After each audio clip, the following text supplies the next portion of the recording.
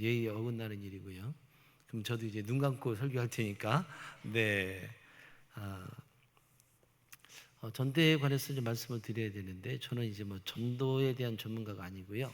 다만 저희 성도들과 아, 그렇게 함께 전도하는 일과 그리고 그 일을 시작하게 된 동기가 있었는데 거기에 대해서 말씀드리도록 하겠습니다. 교회를 개척하기 전에 장애우를 섬기는 교자씨 나눔 선교하라고 거기서 이제 목욕 차량으로 좀 옛날 얘기에 30년 훨씬 넘은 얘기인데 그때는 이제 이렇게 장애우들이 어디 시설들이 없기 때문에 집에서 이렇게 다 있었고 장애인 한 사람이 집에 있으면은 그 집안이 참 굉장히 힘들고 특별히 이렇게 이제 씻지 못하니까 굉장히 큰 냄새도 나고 참 그랬는데 그 선교에서 장애우들을 이렇게 방문해서 목욕 차량으로 목욕을 시켜주는 그런 일을 했었는데 제가 이제 차량으로 이렇게 좀 봉사를 좀 했습니다.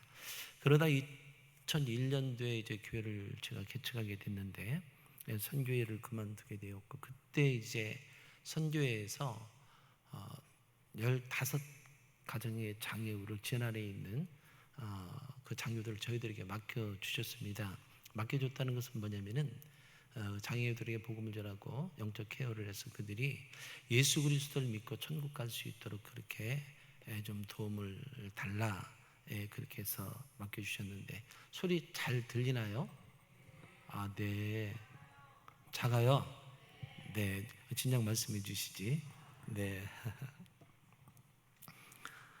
그래서 이제 15분의 장애우를 개척교회가 이제 섬기기 시작합니다. 재난에 있는 분들이었는데 25년 동안을 이렇게 이제 섬기게 되고요. 그 중에 이제 13분이 예수님 믿고 천국에 가셨습니다. 다 이렇게 우리가 이제 예수님을 전하고 그리고 예수님을 영접하고 예수님을 믿다가 다 이렇게 천국에 가셨는데 그 중에 한 분이 이번에 6월에 이제 천국에 가셨습니다. 이분은 이제 초등학교 때 철봉에 거꾸로 매달렸다가 떨어져서 목 밑으로 완전히 이제 전신 장애가 와서 한 50년 동안을 누워 계셨던 분이에요.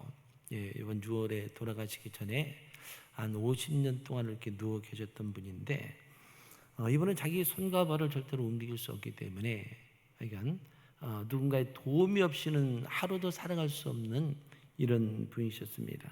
이분을 움직이려면은 장정 두세 명이 필요합니다. 힘센 분들 두세 명 이분을 드려야 되는데 지난해 있는 교회에 이제 저희가 연결을 시켜줬는데 그러다 보니까 감당이 안 되는 거예요. 이분이 두세 명이서 어떻게 교회에서 가서 늘 이렇게 교회 모시고 오고 이게 어려워서 저희가 한 4년 전에 교회 봉고차 의자를 뜯어내고 한 달에 한 번씩 이제 우리 성도님들이 가셔서 세 분을 모셔갖고 옵니다. 세 분을 모셔와서 이렇게 함께 예배드리고 이렇게 보내드리고 그랬는데 근데 이 한 분이 그렇게 너무 오랫동안 누워있다 보니까 햇빛을 잘 보지 못하고 그러다 보니까 아주 골다공증이 심해서 이렇게 좀만 잘못 움직이면 뼈가 부러져 버리고 그리고 이제 뼈가 잘 붙지 않는 이런 상태가 되고 말았습니다. 간호하시는 분이 이렇게 운동시킨다고 다리 잡고 이렇게 흔들다가 허벅지가 이제 끊어져 버렸는데 이게 이제 붙지 않아서 더 이상 이제 모시고 올 수 없게 됐습니다. 그래서 저희가 이제 늘 그렇게 신방을 가서 예배를 드려주고 그랬는데 제가 한번 어느 때 물어봤습니다. 여지껏 사시면서 그래도 가장 행복했을 때가 있을 것 아닙니까? 그분이 이제 59년생이었는데 여지껏 사시면서 가장 행복할 때가 언제였다고 생각하십니까? 이렇게 물어봤어요. 그렇게 물어본 것은 그분이 행복하다고 한 것을 저희가 한번 해드리려고 그 전에 그분이 그러다가 평생 배 한 번 못 타봤다고 그래서 저희가 이제 지난해 있는 분들을 모시고 그 격포에서 배를 빌려가지고 그렇게 이제 배를 태워드린 적도 있거든요. 평생 행복했다고 느껴진 것이 뭐였습니까? 라고 이렇게 물어봤을 때 그분이 이제 뭐라고 말씀하셨냐면은 한 달에 한 번씩 세안교회에서 이렇게 사람들을 보내서 전주로 와서 교회에서 예배 드렸던 것 이게 가장 인생에서 행복했습니다. 이렇게 얘기를 하시는 거예요.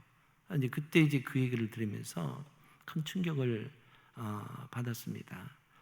왜 그러냐면은요, 그분은 그렇게 인생에서 가장 행복했다고 하는 일을 우리는 항상 마음만 먹으면 얼마든지 할 수 있는 일이었고, 하기 싫어서 못했지.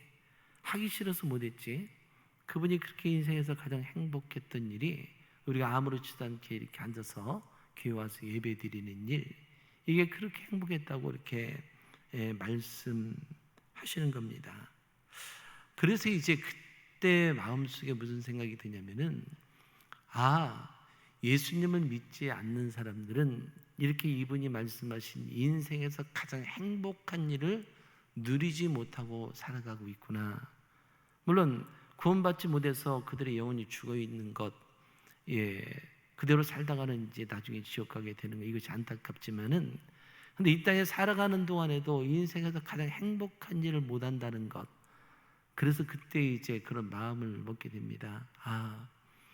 많은 사람들한테 복음을 전해서 이분이 말씀하신 인생에서 가장 행복한 일을 좀 경험할 수 있도록 해야 되겠다, 이런 생각을 이제 하게 되어졌습니다. 또 한 분은 30대에 열차에 이제 매달리고 가다 떨어져서 두 다리가 무릎 위로 이렇게 잘라지신 그런 장애를 가진 분이신데, 제가 19년 동안을 찾아갔음에도 불구하고 이분에게 가서 복음 전하고 이분에게 예수에 관해서 자세히 얘기하고 설명하고 그랬음에도 불구하고 이분이 19년 동안 마음의 문을 닫고 절대로 예수님을 믿지 않는다라고 이렇게 이제 말씀을 하시는 거예요. 그런데 19년 되던 7월 달 어느 날 이분이 우리를 기다리고 있는 거예요.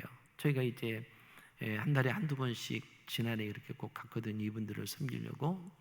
근데 이분이 우리 교회에서 갖다 주었던 그 예배상을 펴놓고, 그리고 우리가 사다 줬던 성경을 펴놓고 우리를 기다리고 있었습니다. 그리고 함께 예배를 드리고 그날 19년 만에 그분이 예수 그리스도를 영접하는 일이 일어나게 됩니다. 제가 그때 이제 그 주에 설교를 했는데, 설교 제목이 뭐냐면은 큰 상 받았습니다. 왜 그러냐면은 예배상 받았거든요. 예배상, 이것처럼 큰 상이 어디 있어요? 19년 만에 예배상을 펼쳐놓고 성경책을 올려놓고 우리를 기다리는 그 모습이 너무너무 감동이 되어서 정말 하나님 앞에 그랬습니다. 하나님, 큰 상 주셨군요.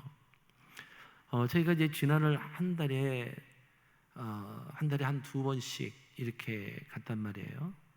그러면은 19년 동안 가면은 456번인가 이렇게 되더라고요. 456번 달수로 치면은 이게 한 9개월 정도 되고요. 거리는 36,000km 되고요. 놀래지지도 않으셔. 전주에서 서울 가는 한 150번을 가는 이런 거리였어요. 19년 동안. 지난 왕복 80km 정도 되거든요. 왕복 2시간, 거기서 또 예배 드리고 오면 3시간. 또 가면은 이제 성도들 한 4명 정도, 5명 정도 함께 가고, 그러면은 뭐 이 기름값, 또 빈손으로 가지 않고 음료나 무엇을 사가지고 가니까 여기 들어가는 경비 등등, 이게 정말 만만치 않았습니다. 그리고 이분은 이제 정부에서 주는 최저 생활비로 이렇게 생활하시는 분이었어요. 아주 가난하신 분이었죠. 근데 이 한 분을 우리가 전도하기 위해서 여러 사람이 그렇게 19년 동안 온 힘을 다해서 정말 그분을 찾아가 기도하고 그 영혼에게 예수 그리스도의 이름을 전했더니 19년 만에 이분이 예수님을 믿는 역사가 일어나게 되고, 그리고 이분이 지금 저희 교회 집사님이 되셨습니다. 저희 교회에 오지는 못하지만은 집사님이 되셔서 신앙생활 잘하고 있습니다. 19년 만에 이렇게 한 사람이 돌아온 것을 이렇게 보면서 그때 우리가 느꼈던 감동은 이게 보통이 아니었어요. 그래서 그때 얼마나 하나님 앞에 하나님 감사합니다. 결국 이분의 영혼을 하나님께서 살리시려고 19년 만에 이분이 예수 그리스도를 믿게 해주셨군요. 하나님 너무너무 감사합니다 라고 이렇게 감사를 드렸는데, 오늘 읽은 마태복음 18장에 예수님이 비유의 말씀에 양 99마리를 놓고 잃어버린 한 마리를 찾으러 간다고 그랬잖아요.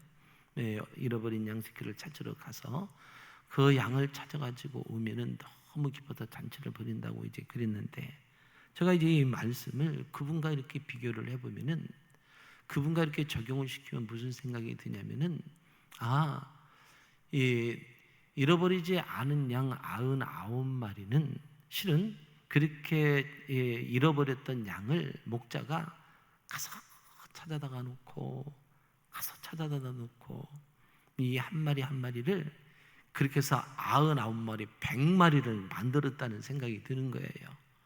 그냥 100마리가 한꺼번에 생긴 게 아니라 이 한 마리를 찾아오기 위해서, 잃어버린 양 찾아오기 위해서 여기저기 돌아다니고 여기저기 찾으러 다니고 애타하고 그렇게 댔다 놓고 또 댔다 놓고, 그래서 결국 몇 마리를 만들었느냐, 이렇게 해서 100마리가 되었구나라는 이런 생각을 하게 됩니다.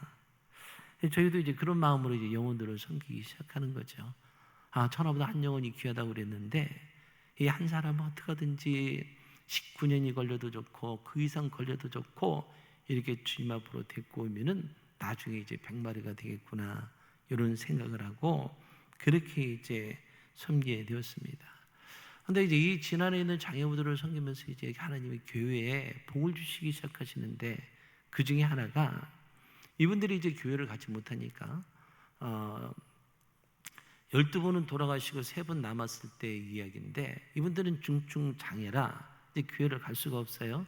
재난에는 교회들을 연결시켜도 그들을 케어할 수가 없어서 어떻게 하면 이분들이 예배를 드릴 수 있게 할까라고 생각하다가, 그때 이제 인터넷 방송으로 하면은 이분들이 함께 생방송으로 예배를 드릴 수 있다, 이런 이제 정보를 듣게 되고, 그러면 우리 그거 시작합시다 해서 교회 이제 장비를 다 그렇게 이제 세팅을 하고, 그분들에게도 인터넷 하여간 다 인터넷으로 볼 수 있도록 컴퓨터나 모든 시설들을 다 해주고, 그렇게 이제 함께 인터넷 생방송으로 예배를 드리기 시작합니다. 이게 이제 코로나 4, 5년 전의 이야기예요. 그렇게 함께 예배를 드렸더니 그분들이 얼마나 행복해 하시는지, 이렇게 하나님 앞에 약하신 분들이 예배 드리는 게 이렇게 행복한 일인가, 이 일 정말 잘했다, 이렇게 생각하고 우리가 그 일을 하고 있었는데, 그러다가 4, 5년이 지났을 때 코로나 팬데믹이 터진 거예요. 그때 이제 교회도 뭐 20명 예배 드려야 된다 막 이렇게 규제가 오게 되고, 그리고 이제 모여서 예배 드릴 수 없는 이런 상황이 되고, 그때 수많은 교회들이 그때서야 영상으로 핸드폰으로 찍어서 유튜브로 이렇게 방송을 하고 성도들과 함께 예배 드리는 이런 준비를 하기 시작했는데, 여기 동북교회는 어쨌는가 모르지만은 하여간 그때 많은 교회들이 굉장히 어설프게 그 일을 했어요. 별로 동감이 안 되시는구나. 양복 입고 갓 쓴 것처럼 그런 영상물이라든가 이런 것들이 굉장히 어설펐는데, 저희들은 이미 4, 5년 전부터 이렇게 방송을 해서 코로나 팬데믹이 터졌을 때 다른 교회들은 막 준비하고 그럴 때, 그때 이미 다 우리 성도들에게 이것이 이제 적응이 되어 있는 상태이기 때문에 예배 드리는데 코로나 때에도 아무런 지장이 없고, 오히려 코로나 때 교회 찾아오는 사람들이 있었어요.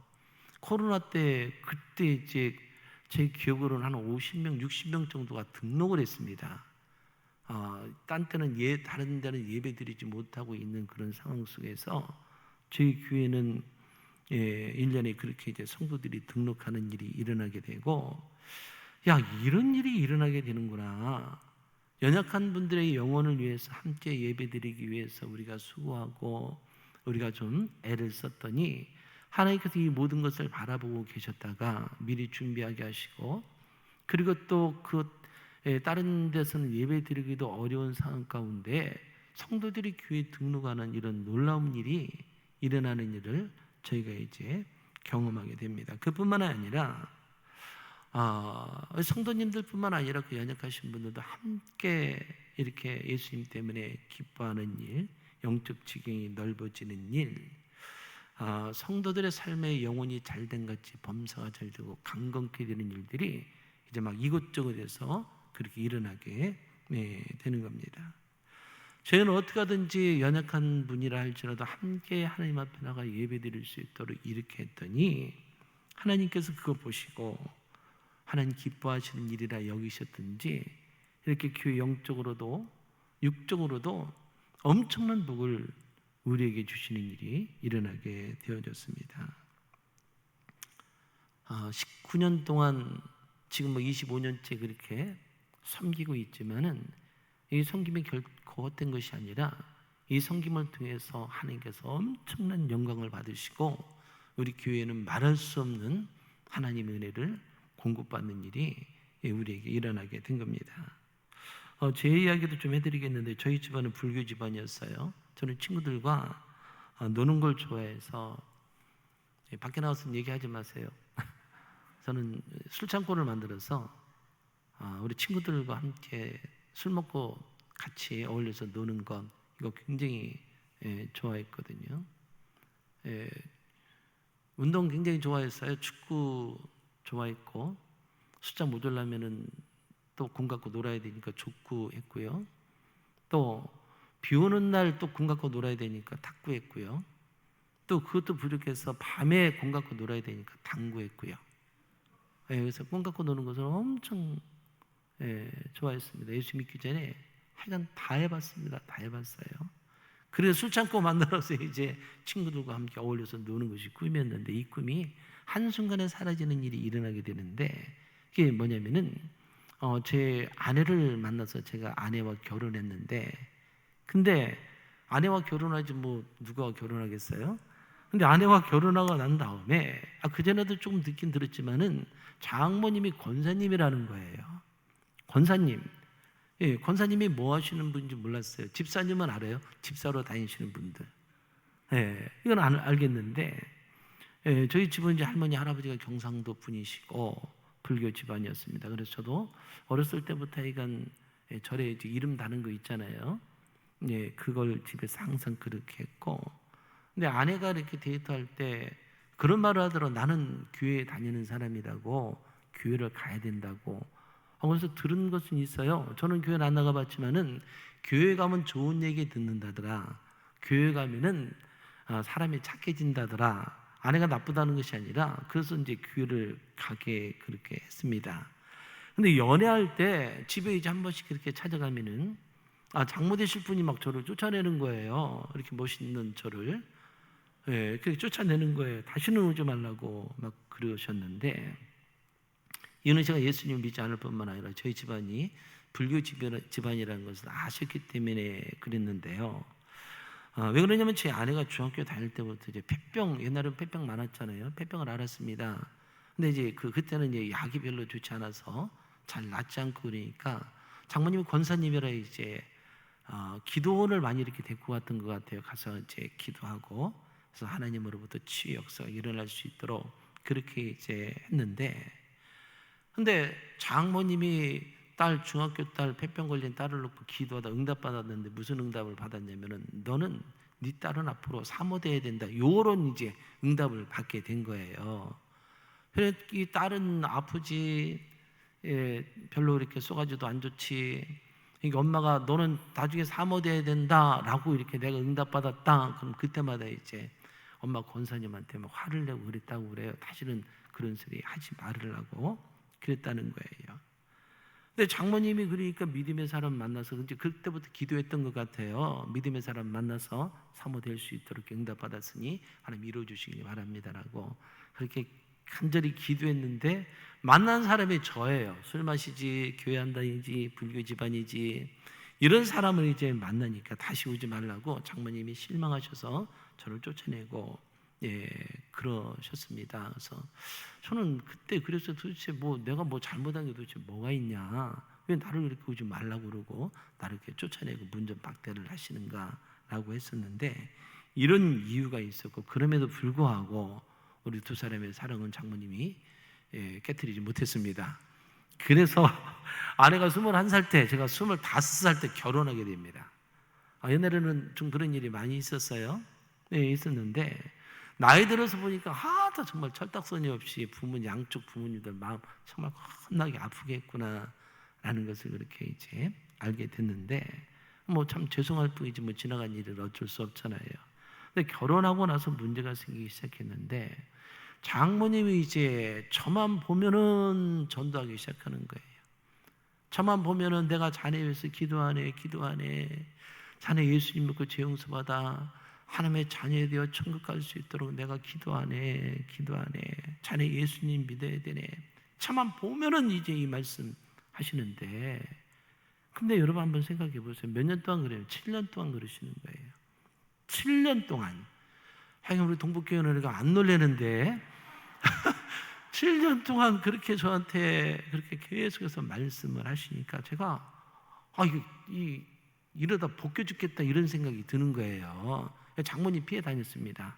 장모님 처갓집 가도 장모님 없는 시간에 맞춰서 가려고 그랬고, 있으면 밖에서 돌다가 이렇게 이제 늦게 들어가고 이제 그랬었는데, 근데 이제 하도 저만 보면 그러니까 제가 물어봐요. 도대체 장모님의 말씀 예수님이 누굽니까? 예수님이 누군데 도대체 저보고 그렇게 예수를 믿으라고 그렇게 말씀하시면, 저는 불교 집안이고 절에 다니는 사람인데, 그랬더니 장모님 하시는 말씀이 무슨 말씀을 하시냐면은, 예수님이 2000년 전에 이스라엘에서 하나님의 아들인데 이 땅에 오셨다는 거예요. 2000년 전에. 그리고 그때 내 죄를 위해서 십자가에 못 박혀 피 흘려 죽으셨는데, 이 사실을 믿으면 내 죄가 용서받아서 내가 하나님의 자녀 되어지고, 그리고 죄 용서받아 천국 가는 일이 일어난다. 저한테 이 말씀을 하시는 거예요. 그거 제가 그랬어요. 이분이 교회 다니시는 분들은 좀 이상하다고, 착하긴 착한데 좀 이상하다고 그러더니 정말 이분이 이상한갑다. 아니 2000년 전에 이스라엘이라는 나라에서 태어났던 사람이 도대체 나하고 무슨 상관이냐. 제가 그랬어요. 그분이 나하고 무슨 상관입니까? 그분이 나 알지 못하고 내가 그분 알지도 못하는데 2000년 전에 있었던 일이 지금 나에게 어떻게 그런 일이 이루어지냐고. 장모님 정신 없으신 것 아닙니까? 속으로 그랬어요. 그 얘기는. 이해가 안 되는 소리를 그렇게 계속 저에게 하시는데, 그래서 7년 때 제가 복귀다 이러다가는 내가 말라 죽겠다 이런 생각을 하고, 그러면은 내가 교회 가서 목사님 만나보고 인사 한번 하면 되겠습니까? 그러더니 그러자는 거예요. 근데 오라는 날짜에 갔더니 그 날이 언제면 주일이었던 거예요. 주일날 가서 이제 저 뒤에 가서 예배 드리고, 뭐 어쩔 수 없이 거기 가서 앉아 있어야 되잖아요. 그래서 목사님 만나고 저 누구 권사님 사입니다 이렇게 인사하고 오면 되는 줄 알았어요.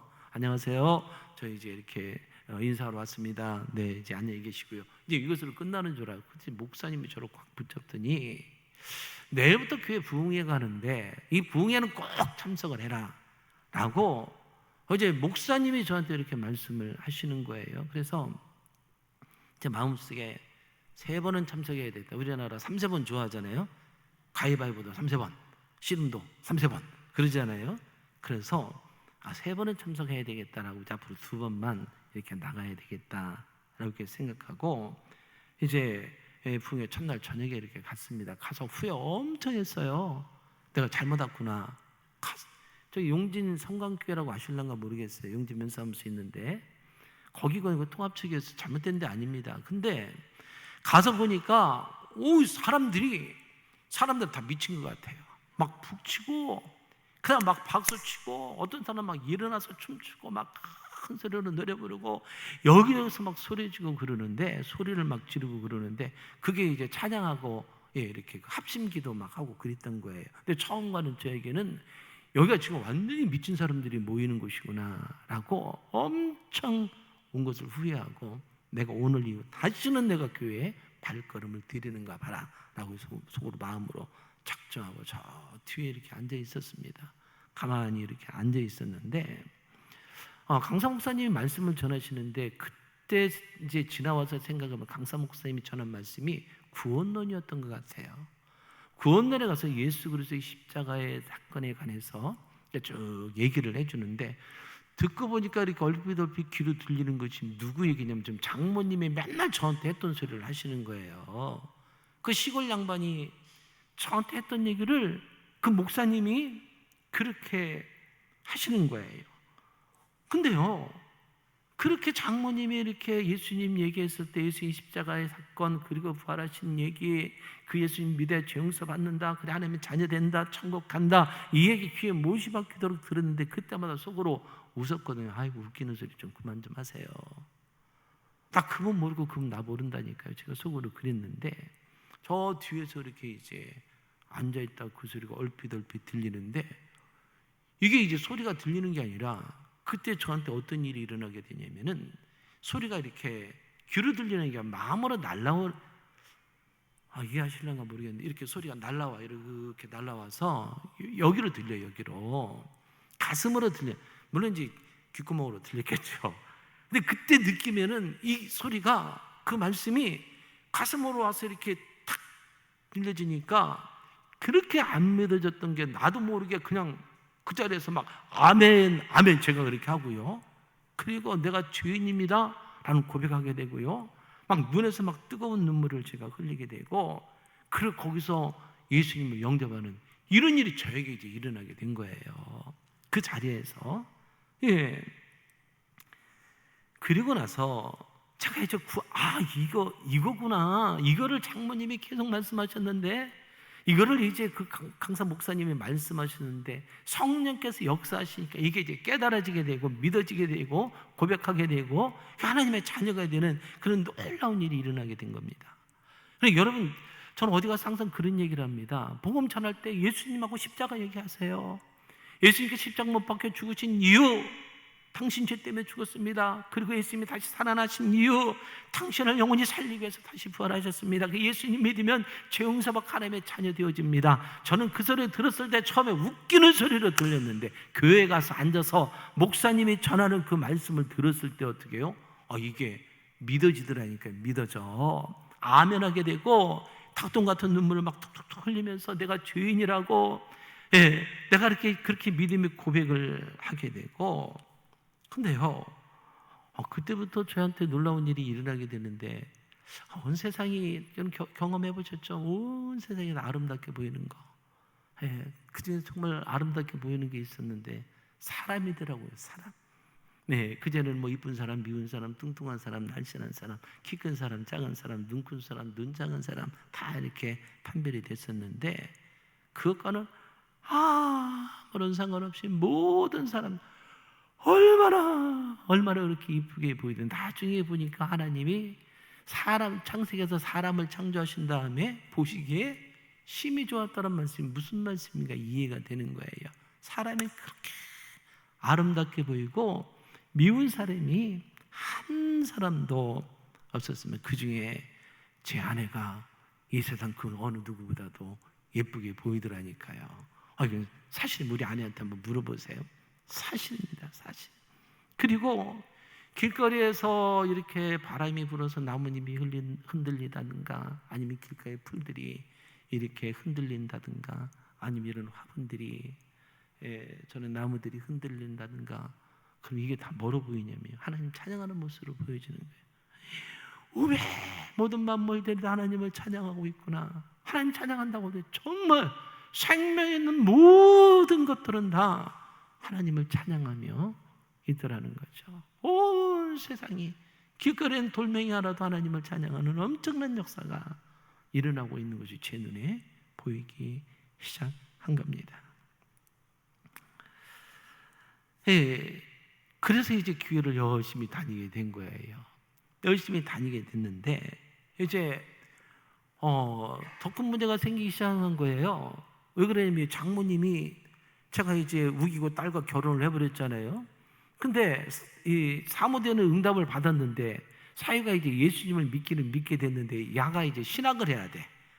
그러니까 그때부터 이제 저한테 이제 신학하라고, 이제 사모돼야 된다고. 그리고 거기에 누구까지 가세를 하냐면은 제 아내까지 기도하다가 제가 목사가 돼야 된다고 이런 응답을 받고 저한테 이제 또 얘기하기 시작하는데, 이제는 장모님 혼자 그러는 게 아니라 딸까지 합세해서 두 사람이 저를 들들 볶기 시작하는데 몇 년을 볶였냐면은 7년을 볶이게 되는 겁니다. 7년. 그래서 제가 이러다가는 이제 정말 다 말라서 죽겠다. 지금 그때 마른 살이에요. 네. 이러다가 정말로 내가 제 명대로 못 살고 내가 죽겠다 이런 생각을 해서 그때 이제 하나님 앞에 제가 기도를 합니다. 내가 작정 기도를 한번 해보겠다. 예, 그러니 하나님이 쓰시려면 나한테 분명히 말씀하실 것이고, 내가 40일 새벽 작정 기도를 하는데 여기서 하나님 나한테 응답 안 하시면은 절대로 나한테 이야기하지 말아라. 장모님도 나한테 더 이상 말씀하지 마십시오라고 이제 작정 기도를 하게 되는데, 그때 이제 하나님 은혜를 주셔서 이렇게 제 머리에 기름 붓는 모습을 제가 보게 됩니다. 하나님이 응답을 주시는 거예요. 그리고 저한테 말씀하셨는데, 죽도록 충성하라라고 하는 큰 소리로 저한테 말씀을 해주시는 거죠. 나중에 보니까 계시록 2장 10절에 그 말씀이 있더라고요. 그래서 그때 두 손 번쩍 들고 이제 신학을 하게 되었는데요. 집사람도 제가 은혜 받았을 때 그때 강력한 성령의 불로 말미암아 폐병이 깨끗이 고침받는 그런 기적의 역사도 일어났습니다. 하여간 그래서 제가 이렇게 이제 신학을 하게 되고, 장모님이 기도한 대로 제가 뭐가 됐냐, 목사가 되고, 딸이 응답받은 대로 사유라네. 말이 빠져서 이빨이 헛나왔습니다. 사모가 되는 엄청난 역사가 일어나게 됐는데, 이게 몇 년 만에 이런 일이 일어나느냐, 제가 목사 됐을 때 그때부터 계산해 보니까 25년 만에 이런 일이 일어나게 되는 거예요. 25년. 장모님이 기도하다가 응답받고, 그 응답이 이루어질 수 있도록 몇 년을 기도했느냐, 25년을 끊임없이. 이분 우리 장모님 새벽기도 안 빠지고 다니신 분이거든요. 항상 그 기도 하셨다고 그래요.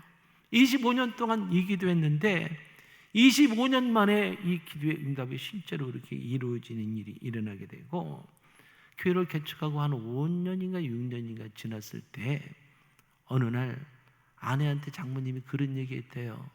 내가 이제 할 일 다 했다. 그러더니 며칠 후에 넘어지셨어요. 넘어지셔서 열흘 만에 이제 76살에 천국 가는 일이 일어나게 됩니다. 근데 제가 드리고 싶은 말은 뭐냐면요, 아픈 딸을 위해서 기도하다가 응답받고 그 응답이 이루어질 수 있도록 믿지 않는 사위를 놓고 7년을 기도해서 교회 가게 하고, 또 7년을 더 기도해서 목사가 신학교를 가게 하고, 그리고 그 이후에 11년을 더 기도해서 이제 사위가 목사 안수 받고 교회를 개척하는 걸 보고 5, 6년 있다가 이제 나 할 일 다 했다. 그리고 76살에 좀 이르잖아요. 이렇게 천국을 가신 겁니다. 그래서 저는 확신합니다. 뭘 확신하냐면요, 우리 중에 누군가가 어떤 영혼을 위해서 하나님 앞에 간절히 기도한다면은 그 기도는 반드시 이루어진다는 거죠. 내가 포기하지 않으면은 그 기도는 누가 이루세요? 하나님이 이루어요. 하나님이. 제가 목사 된 게 기적이다니까요. 25년 동안에 그런 기도가 쌓여서 제 영혼이 구원받았을 뿐만 아니라 기도의 응답의 역사도 일어나게 되고, 그리고 지금 목회 열심히 하고 있는 목사가 된 겁니다. 여러분 식구들 중에서 누가 아직도 안 돌아온 영혼이 있습니까? 아내, 남편, 자녀들, 아니면은 친척들 가운데, 내가 그렇게 복음을 전했는데도, 내가 그렇게 그 영혼을 놓고 기도했는데도 아직 안 돌아오신 분이 계십니까? 여러분, 그러나 포기하지 마십시오. 포기하지 마시고 그분한테 뭔 얘기 해줘야 되냐면요, 교회 와봐, 교회 와면 좋은 말씀 들으니까 이런 말씀 하지 마시고 예수님 얘기해 주세요. 예수님이 당신이 십자가 못 박혀 피 흘려 죽으셨습니다. 그 예수 그리스도를 믿으면 죄 용서 받습니다. 하나님의 자녀 됩니다. 천국 가게 됩니다. 그 사람이 웃기는 소리를 들어요. 저도 그랬다니까요. 웃기는 소리를 들리는데 그 사람의 교회에 왔을 때 성령께서 역사하시니까 그 말씀 들을 때 어떻게 해요? 이게 믿어지는 거예요. 웃기는 소리가, 말도 안 되는 소리가 사실로 믿어지게 되고 예수 그리스도를 믿음으로 고백하고 영접하는 엄청난 역사가 일어나게 되는 거죠. 그럼 여러분 포기하지 마십시오. 내가 누구 영혼을 위해서 기도한다 그러면 그분을 찾아가셔서 예수님 이야기 꼭 하시고 10년이 됐든 20년이 됐든 25년이 됐든 끊임없이 예수님 전하고 기도하신다면 반드시 성령께서 역사하셔서 그분이 예수 그리스도를 믿는 역사가 일어나게 될 줄로 믿습니다. 그래서 저는 성도들한테 그런 얘기합니다. 이 얘기하면서 그래요. 여러분 25년 동안 기도해 보셨습니까? 25년 동안 예수 전하면서 기도해 보셨습니까? 그렇게 해보십시오. 안 변할 사람이 한 사람도 없습니다. 안 돌아올 사람이 한 사람도 없습니다. 여러분 그렇게 해보십시오. 하나님이 일하십니다. 성령께서 그 영혼 구원해 주십니다. 네, 절대로 포기하지 말고 소망을 가지라고 그렇게 이야기하고 있습니다. 저는 어머니가 두 분이었어요. 반절은 이쪽 어머니에서 태어나고 반절은 이쪽 어머니에서 태어난 게 아니라 저를 낳아주시고 길러주신 어머니가 17살 때 아침에 일어나실 때 쓰러져서 돌아가셨어요. 뇌출혈로. 근데 이제 어머니가 돌아가시기 전에 아버지하고 늘 그렇게 다툼이 있었어요. 예, 아버지 이제 교회 안 다니신 분이 때 술 드시고. 네, 근데 이유는 이제 아버님의 외도였죠. 외도. 저희 아버님이 젊었을 때 사진 보면은 신성일 저리 가라 할 정도로 멋지게 생기신 분이에요. 아주 많이 배우셨고 굉장히 똑똑하시고 멋있게 생기신 분이셨는데, 근데 아버님이 어머니가 그렇게 늘 다투고 어머니한테 폭력을 행사하시고 그러셨는데 그 이유가 아버지 외도였던 외도. 외도 뭔가 아시죠? 저기 차 타고 가면은 섬 나오는 외도가 아니라 그래서 이제 어렸을 때부터 마음이 아팠어요. 이것 때문에 너무 힘들고 그랬었는데 어머니가 이제 돌아가시고 1년도 안 됐는데 아버님이 새어머니를 모시고 왔어요. 내 새어머니가 저하고 나이가 14살 차이예요. 큰 누님뻘 되죠. 근데 나중에 이제 알고 보니까 우리 어머니 친어머니 살아계셨을 때 우리 아버님 애인이셨어. 이거는 조금 놀라시는구나.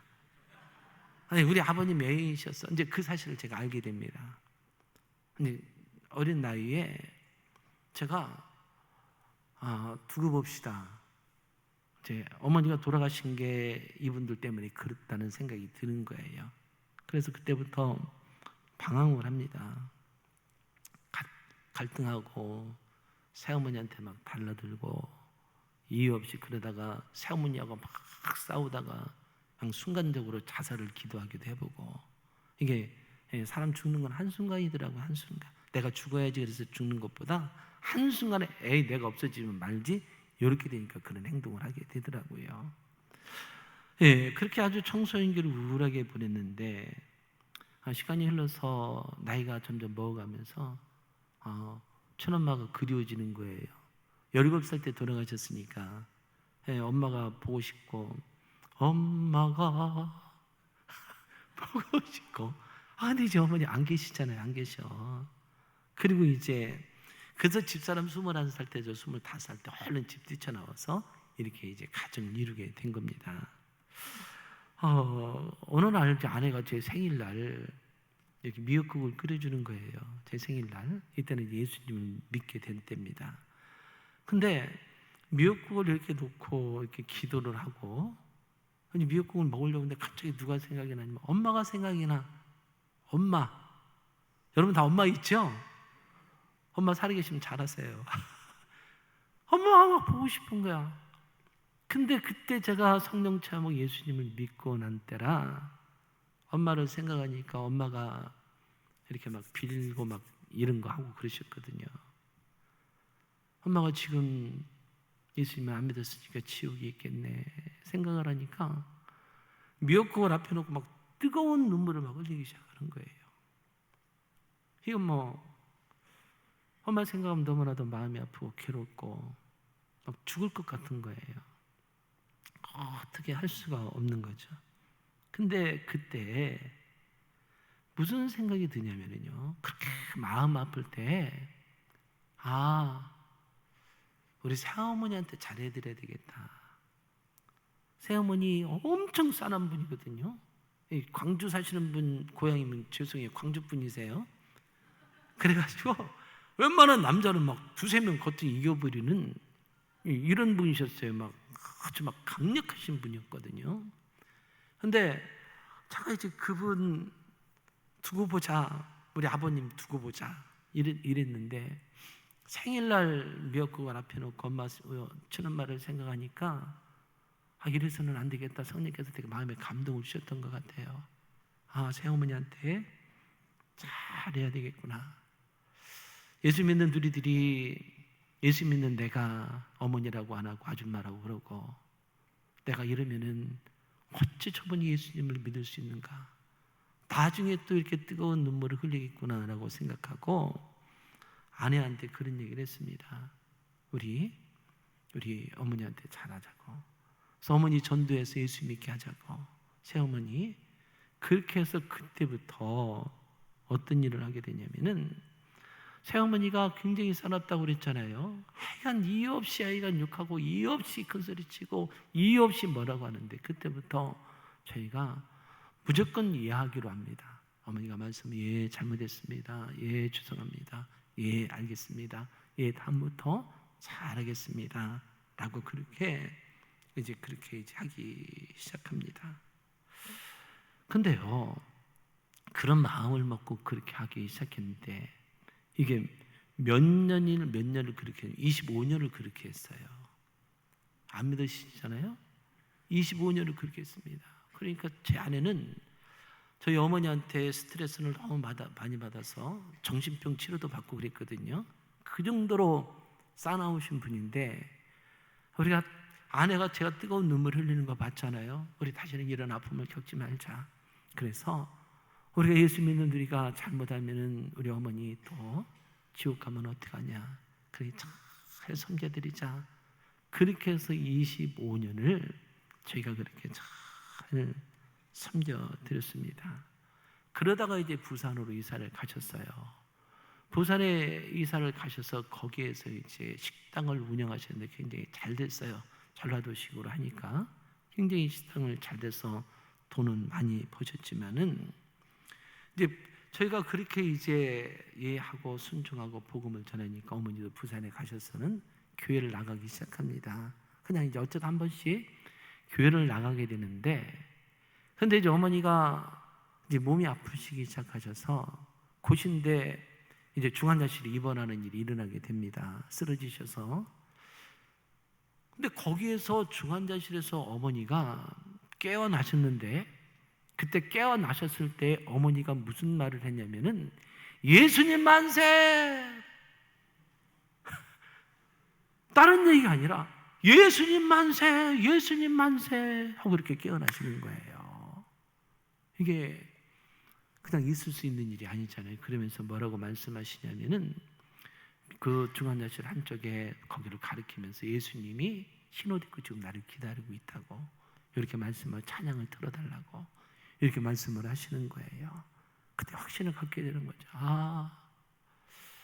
우리 어머니의 영혼을 놓고 우리가 25년 동안 믿음으로 이렇게 기도했더니 구원해달라고, 하나님 역사해달라고, 우리 어머니 불쌍히 여겨주시고 구원해 주시라고 이렇게 했더니, 25년 지난 후에 고신대 중환자실에 입원했다가 거기에서도 정신 차리면서 예수님 만세, 예수님 보고, 그리고 이제 퇴원하셔가지고 교회 열심히 다니시다가 천국 가셨어요.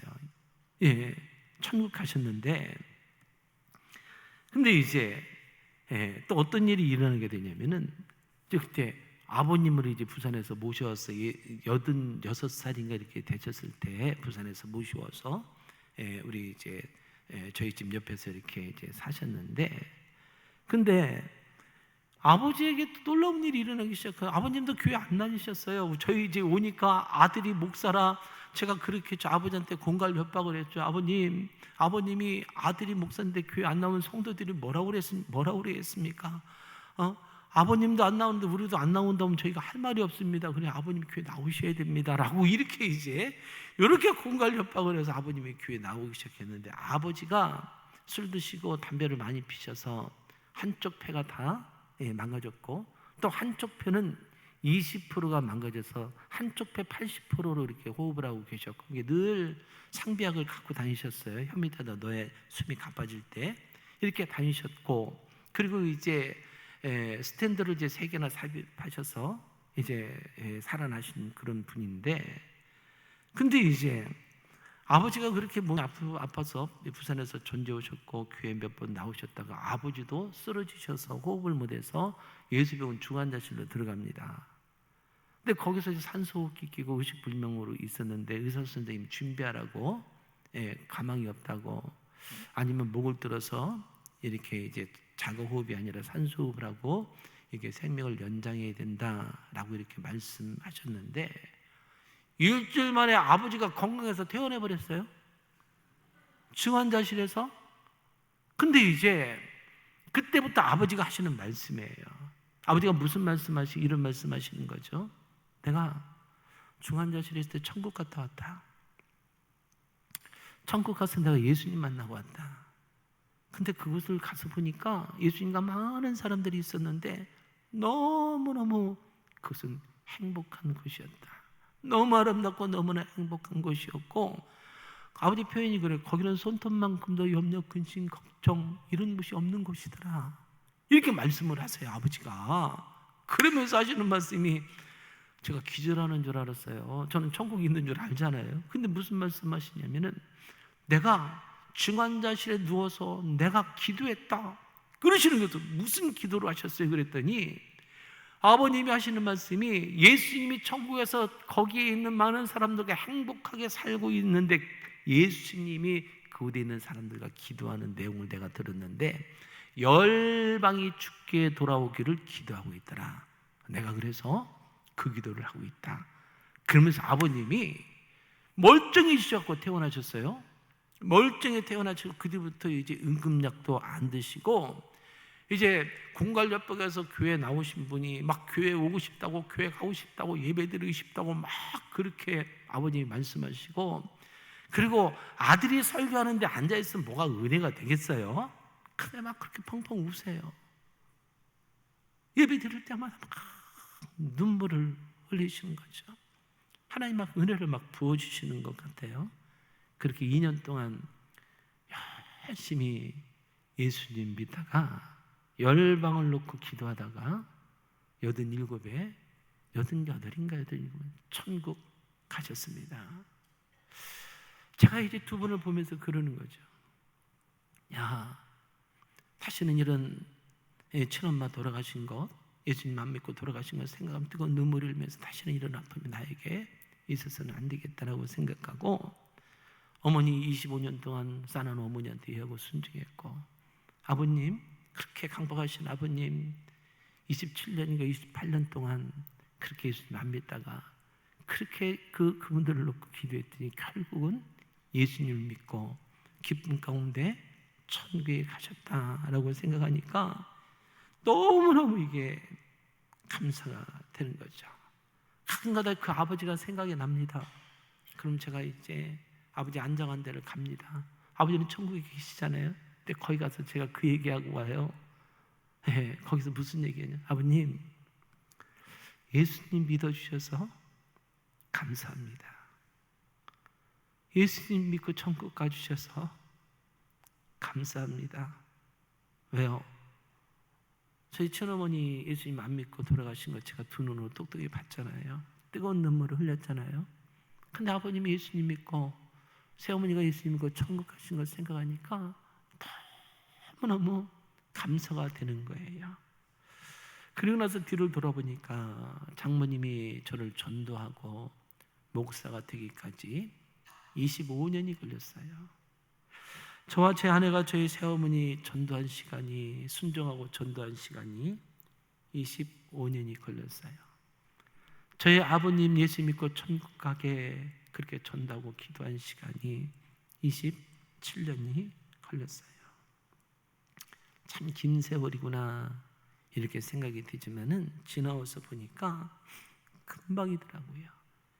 그때는 힘들었는데 지나와서 보니까 그 시간이 그렇게 행복한 시간들이었던 거예요.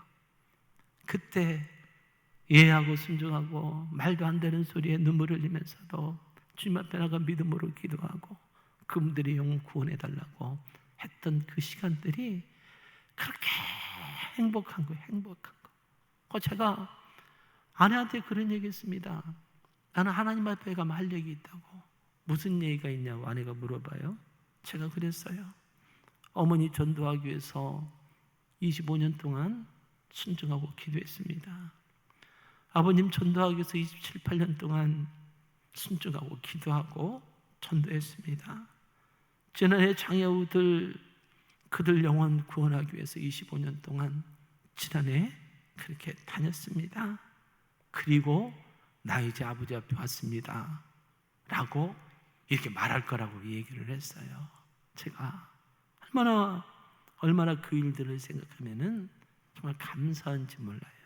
시간이 오래 걸린 것 같았지만은 지나보니까 잠깐이었고, 엄청 힘든 것 같았지만 지나와서 보니까 가장 행복한 시간들이었고요. 근데 이제 그렇게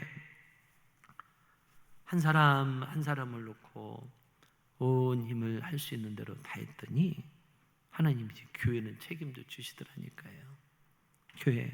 저희 교회 성도들 일주일에 한 100여 명이 전도합니다. 100여 명이 날마다 전도합니다. 빵을 만들어서 약한 교회들 섬기며 그들이 전도할 수 있도록 그렇게 하고 있고요. 또 코로나 때 전도가 막혔을 때 그래서 저희 교회는 그때 39개 교회를 섬겨드렸어요. 시골에 있는 교회들 전도하고 싶은데 전도 못하는 교회들, 물품 없는 교회들 빵을 만들어서 이제 그 교회들을 이렇게 빵을 보내드리면은 코로나 때 그래서 저희 교회와 함께 40여 개 교회가 다른 데는 다 전도의 문이 닫혔을 때 왕성하게 복음 전하는 엄청난 역사가 일어나게 되고요. 지난해는 어떤 교회는 한 10명 정도 되는 교회가 50명으로 부흥하는 엄청난 역사가 일어나게 되고요. 또 저쪽 마령에 있는 어떤 교회는 10년 만에 한 명이 전도되는 엄청난 기적의 역사가 일어났습니다 라고 하는 이런 기적의 고백소리도 들어보게 되었습니다. 다 전도가 중단되었을 때 엄청 전도하는 일이 저희 교회와 39개의 교회가 그런 일이 일어나게 됐고요. 또 코로나 때 교회가 온상지처럼 여겨져서 얼마나 많은 사람들이 교회를 요구하는지 마음이 아팠습니다. 어떻게 하면 저 세상 사람들의 마음을 조금이라도 교회가 나쁜 곳이 아니라고, 교회가 정말 하나님의 영광을 드러내는 아름다운 곳인 것을 좀 알려줄까. 그러다가 저희 교회에서, 저희 교회는 대로변에 이렇게 교육한 건물이 있어가지고 1층 한쪽에 무료 옷 나눔 가게를 열었습니다. 무료로 이제 중고 옷을 나눠주는 거예요. 근데 제가 그랬어요. 절대 우리 세왕교회 산다고 얘기하지 마십시오. 어디서 이런 착한 일을 하냐 그러면은 교회에서들 합니다. 이렇게만 말씀하세요. 그래서 이제 성도들이, 사람들이 물어봐요. 옷을 지금 이 시대에 이렇게 옷을 무료로 나눠주는 데가 있습니까? 아, 교회에서 합니다. 어떤 교회예요? 전주에 있는 교회들이 합니다. 이렇게. 그게 지금 코로나 때부터 여기 가게가 오픈되어서 좀 지역에 3만 명이 여기를 이용했어요. 웬만하면 안 놀라셔서 큰일 났네. 다음에 30만 명 됐을 때 한번 또 오겠습니다. 3만 명이 지금 그 가게를 이용하는, 그래서 교회들에 대한 엄청난 이미지가 좋아지는 역사가 일어나게 되고, 그리고 또 그 가게 옆에 미용실도 이렇게 오픈을 했습니다. 머리 자르는 게 아니라 머리 카트를 무료로 해주는 미용실을 오픈해서 성도들이 이제 미용업에 종사하시는 분들이 이렇게 돌아가면서 계속 이렇게 봉사를 해서 그 지역에 전도하려고 했는데 이렇게 딱 오픈하고 보니까 지역에 연약하신 분들이 오는 거예요. 10,000원, 20,000원 아끼려고 몸 아프신 분들이 이렇게 오게 되는데, 아이고 하나님, 이분들도 섬기라고 또 그러시는군요 하고 이분들 일주일에 한 100여 명씩도 머리 잘라주고 있습니다. 그분들에게는 또 복음도 전하고 있고요. 이 일에 한 100여 명의 성도들이 날마다 돌아가면서 이렇게 전도하고 있어요. 시간 없죠. 다 바쁘죠. 건강하신 분들 다 일해야 되고요. 근데 이건 자기 가게를 닫고 오시는 분들도 계시고요. 아니면은 월차 휴가를 내서 오시는 분들도 계시고요. 몸이 아프신 분들은 기도하시고, 그래도 시간 없으신 분들은 물질로 이렇게 도와주셔서 함께 100여 명이 날마다 복음을 전하는 그런 교회가 되어져 있습니다. 그러니까 저희 교회뿐만 아니라 지역의 이곳저곳에서 아름다운 그런 영혼들의 열매를 지금 그렇게 맺어가고 있고요. 저희 교회가 노인 선교를 했습니다. 노인 선교. 이렇게 보니까 어르신들이 급한 거예요. 근데 이 어르신들 다 어디가 계시냐면은 요양병원에 계시잖아요. 이분들은 도망도 못 가요. 그러니까 사역자 4명을 청빙을 해서 이분들 2팀으로 나눠가지고 이제 월급 주고 다 그렇게 이제 그렇게 전도할 수 있도록 다 제공하고, 이분들이 그때 전주시내 24개인가 21개 요양병원에 다니면서 매일 이분들은 어르신들 전도만 했어요. 그래서 많은 분들이 예수 믿고 천국 가게 됐는데, 코로나 때 문이 딱 닫혀버린, 지금도 아직 다 안 열어졌어요.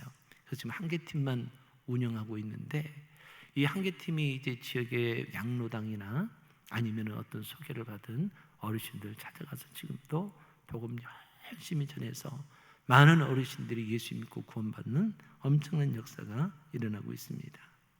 한 가지 이야기라고 마치도록 하겠는데요. 24년 전에 교회를 개척하고 난 지 얼마 안 돼서 이렇게 분주하시는 우리 여자 집사님이 계셨어요. 근데 어느 날 여기 강대상이 귀퉁이에다가 풍란이라고 아시나요? 풍란? 예, 모르시는 분은 인터넷 찾아보시면 풍란이 나오는데, 근데 풍란을 여기 2개 이렇게 갖다 놨어요. 근데 이걸 왜 갖다 놨지? 근데 여기서 이제 콩나물 대가리가 하얀 것이 이렇게 올라오는데, 이게 꽃이 피는 거예요. 꽃이 피는데 저는 그래서 사람들이 난을 좋아하는가 보다 알게 됐네. 향이 그렇게 좋을 수가 없는 거예요. 야, 이런 향도 있네. 이 풍란이 이게 싼 난이에요. 싼 거. 근데 얘네들이 꽃을 피워서 일주일 지나니까 이제 꽃이 사그러들더라고요. 너무너무 그 향에 제가 반해버렸습니다. 근데 이분이 가져가야 되는데 안 가져가. 그럼 어떻게 돼? 이제 제가 이제 이것들을 관리를 해야 되는데, 그래서 제가 이제 얘네들을 관리를 하는 이유는 딱 하나였어요. 뭐냐면은 1년에 일주일에 꽃 피우면 내가 그 향을 또 맡으리라 하고, 제가 얘네들을 지금 몇 년째 키우고 있냐면은 24년째 키우고 있어요. 24년째. 그럼 제가 어느 날 걔네들한테 그랬어요. 너희들은 정말 좋겠다. 너희들은 일주일에 한 1년에 딱 일주일만 너희들은 최선을 다하면 되는데, 꽃 피울 때 그 일주일 때문에 내가 너희들을 1년 동안 애써서 돌봐주고, 애써서 가꾸고, 목마르다면 물 주고, 영양 부족하다면 영양제 주고, 춥다면 따뜻한 대로, 너무 덥다면 시원한 대로 내가 얼마나 너희들한테 애를 쓰고 있냐. 단 조건이 있어. 일주일 동안 꽃 잘 피워야 돼. 그리고 나서 이제 생각을 하게 된 거예요. 우리도 하나님 보시기에는 그러겠다라는 생각이 드는 거예요. 왜 예수 믿으면 우리 그런 말 많이 하잖아요. 왜 예수 믿으면 얼른 천국 데리고 가시면 되지, 왜 험난한 세상에 살게 하시냐. 근데 이 세상에 살아가면서 때로는 우리 주님께서 우리에게 좋은 것도 주시고, 그죠? 아름다운 것도 보게 하시고, 누릴 것도 누리게 하시고, 우리에게 그러신다는 거죠. 그러다 그 난을 보고 생각하는 것이, 우리도 1년에 일주일만 복음 전하는 일에 최선을 다하면 평생 우리 집 나를 책임져 주겠다, 이런 생각이 제가 했어요. 여러분 어떻습니까? 그 난도 일주일 동안 꽃 피우는 것 때문에 제가 24년째 돌봐주고 있다니까요. 온갖 정성을 다해요. 그 일주일 때문에. 여기는 우리도 마찬가지죠. 제가 이렇게 인터넷에서 보니까 9월 14일 날 새생명 축제한다고 이렇게 되어 있더라고요. 새생명 축제 영혼 구원이잖아요, 그죠? 이때 여러분 최선을 다해 보십시오. 최선을 다해 보십시오. 올해 못하면 내년에 그 기간만이라도 최선을 다해 보십시오. 그럼 누가 책임져 여러분을? 우리 주님이 여러분 책임져 주시는 거죠. 우리 주님이 기뻐하시는 일에 온 힘을 다해서 아름다운 향기를 내려고 애쓰는 여러분들 책임 안 져주시겠냐 이거예요. 하여간 영혼 구원하는 일에는 바로 힘을 다하십시오. 그럼 여러분의 남은 인생 가운데 하나님 정말 가장 좋게 하시고 가장 아름답게 하시고 가장 복된 역사가 반드시 일어나게 될 줄로 믿습니다. 아멘이죠? 저도 9월 14일 놓고 기도하도록 하겠습니다. 새생명 축제 때 이웃이 가득 차는 역사, 영혼들이 와서 예수 그리스도의 이름을 들을 때 그들에게 성령의 역사하셔서 예수님을 영접하는 놀라운 역사 있을 수 있도록 기도하겠습니다. 여러분 그 기간에 최선을 다하신다면 주님 일하심을 많이 보게 되고 경험하게 될 줄 믿습니다.